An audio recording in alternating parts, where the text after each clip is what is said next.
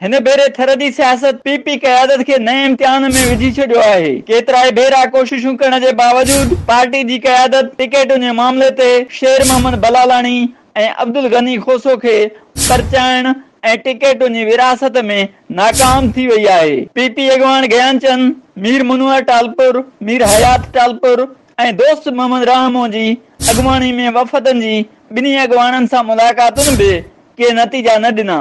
शेर Mohammad बलालानी PS 56 ते हर सूरत में चूंड विढ़ण वारे फ़ैसिले तां ज़रे बराबर बि न हटियो आहे।